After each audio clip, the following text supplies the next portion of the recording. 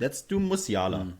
Because I think this is not necessarily a transfer story, but it's very interesting nonetheless. Bayern Munich are looking to extend his contract long term. He's currently on a rolling contract, and this rolling contract, the way it works, it's based on performance-based metrics, right, until 2026.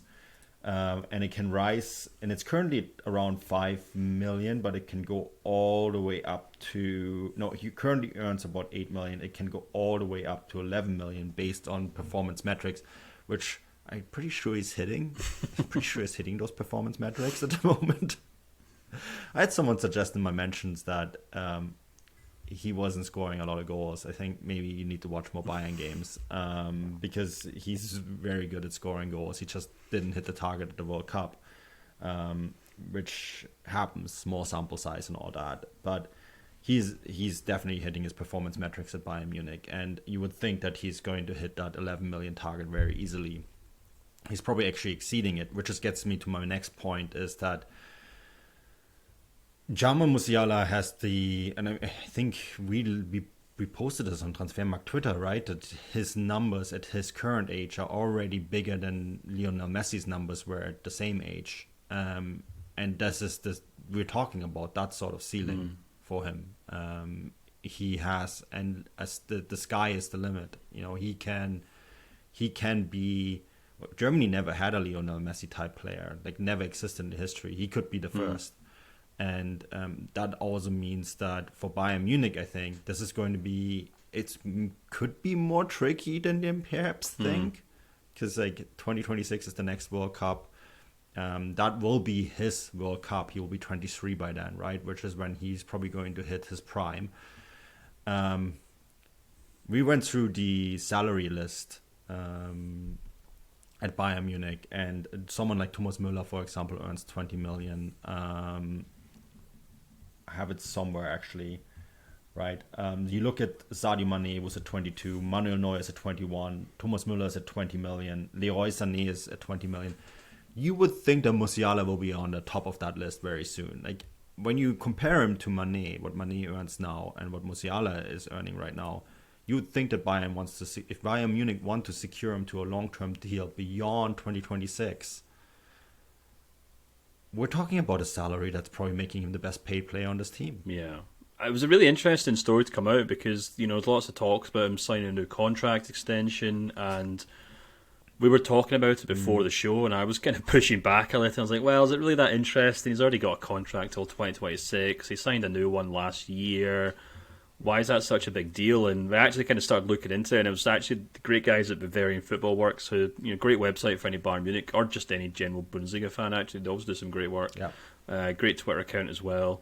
They kind of outlined, you know, the details of his contract, and I was quite surprised to see that, according to the kind of the reported data from the German media, he's only meant to be getting up to that 11 million euro bracket in the 25-26 season. Now, as you said, it's a lot of it's performance-based stuff, and he may already have hit that, so maybe they've kind of fast-forwarded that. But for Musiala to only be making that amount of money in 2025 is quite troubling if you think about it, because that means in, 2 or 3 seasons' time, he'll only be making half what the best-paid players at Bayern Munich are on, and that's a sure-sign way of kind of forcing him out the door. You know, no one would really kind of question his loyalty to Bayern Munich and his determination to do very well there, win titles, blah blah blah. But if Bayern are kind of dragging their heels here over how much they want to pay him, then he's got every right to kind of turn around and say, well, you know, there's teams in England and Real Madrid and Barcelona and whoever else, PSG, who will happily pay me what you guys already pay Leroy Sané and Thomas Müller. So, you know, thanks but no thanks, but I'm off. So I think that's probably what's driving this new talk of a new contract, because I imagine Salihamidzic is probably watching that World Cup, and he has kind of spoke, I think, as well during the World Cup about, you know, they'll sit down and maybe hammer out a new deal for him, and you can understand why, because it's not just so much how good Musiala is, it's the acceleration by which he's making himself vital to both Germany and Bayern Munich. And it doesn't really matter how young he is, as we saw with Messi. It really just comes down to how important he plays, how vital he is to them scoring and creating goals. So, and if he's already up there as one of their most important players, and I think you can certainly say that, then they certainly have to fast track, those contract negotiations so that he ends up, if he ends up next season being one of the highest paid players of the club, then I don't really think you'll find many Bayern Munich fans that have a problem with that. No, and I mean, it's interesting too. I just looked up his agency, 11 Wins. It's a German-based agency with a lot of ties to the Premier League. But he is their gold goose.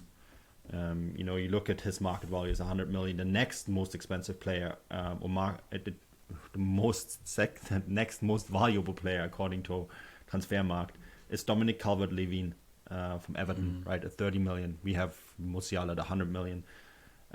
He is their golden goose, and if I am Musiala's agent and I see those reports, pretty sure the agent is aware of those reports, if you know what I mean. But then those reports leak for a certain reason, and whenever certain fees also get leaked, that's also for a reason. And I'm pretty sure that at this stage, they are saying, and they're looking at Musiala's performances this season, and they're looking at his ceiling and where he's at in his development, and the underlying numbers, which make this player even more impressive. It's not his XG; it's a ton of things. You go into the WeScout, a platform that both of us use, right? And you look at the numbers and where he leads in the Bundesliga, and he leads in almost every category. The same as it's the case in the Champions League, right? Which is probably a better benchmark than, let's say, the World Cup. And yeah, absolutely. You look at those numbers and you're looking at an asset that is only going to get more expensive, not cheaper. And if I am his agent, I'd be knocking at Oliver Kahn and Hasan Salihamidzic's door and say, it's time that we talk about this. Yeah. I think another thing that's also worth bearing in mind is that you look at the clubs who'd be happy to sign him, and the one that comes to mind for me immediately is Chelsea. Chelsea would absolutely adore to Oh, please not. I know that's where German players tend to go to kind of, hit a wall, shall we say. But, no, they'd be absolutely delighted to kind of bring him back to Chelsea.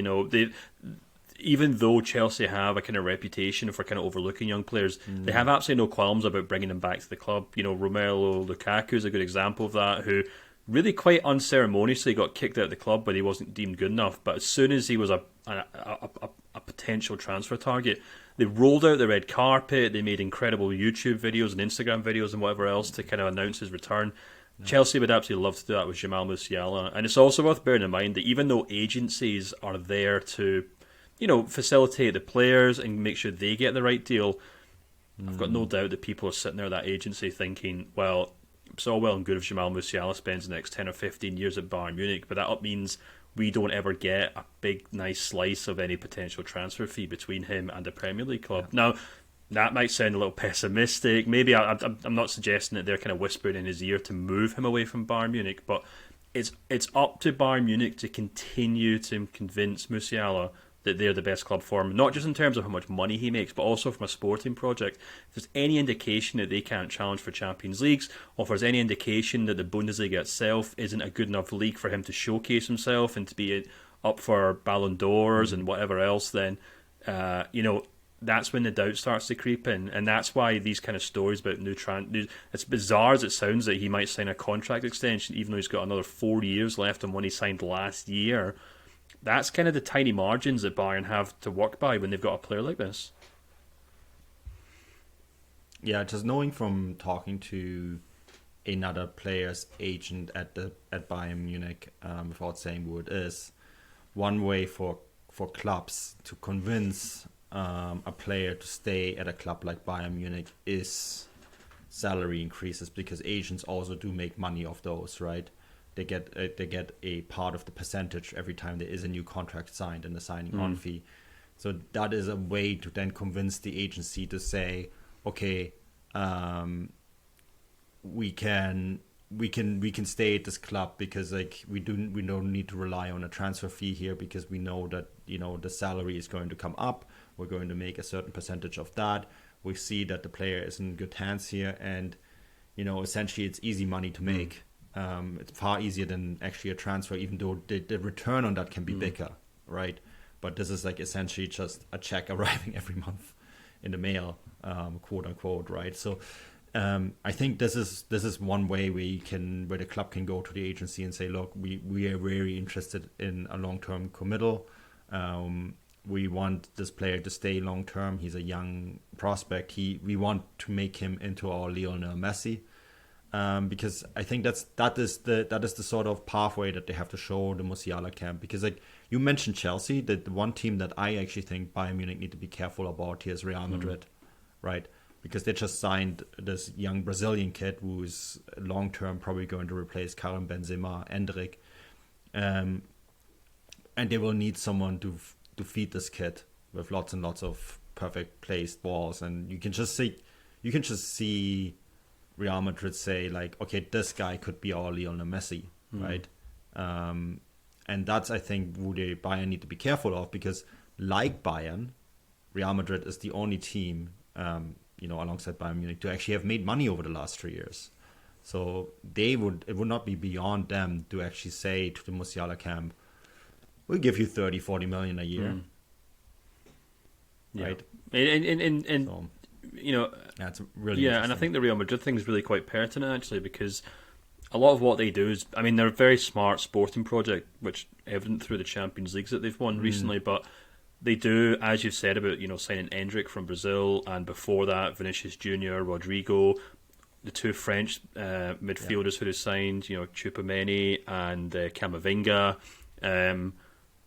They do go in hard on these younger players because they know, right, well, we'll spend a fortune on them now, but they're going to be here for the next 10 years or something. And the thing about Musiala is quite interesting is that there's still that hole in that team for the kind of Kylian Mbappe player, or the Kylian Mbappe poster child. Now, you can maybe argue that Vinicius Junior has kind of filled that role to a large extent, just because he's kind of pulled his socks up and just started playing really well for Real Madrid. But if Real Madrid are still looking for that kind of poster boy signing, and they know they're not going to get Kylian Mbappe, they know Erling Haaland's already left for Manchester City, then maybe someone like Musiala, they're obviously not going to get someone like Pedri because he's at Barcelona. Maybe that means Musiala then falls into that spot, and that's when they start poking around there. And as history has shown, Real Madrid are one of the few clubs in the world that can kind of entice players away from Bayern Munich on a purely kind of prestigious level, not just in terms of pure money.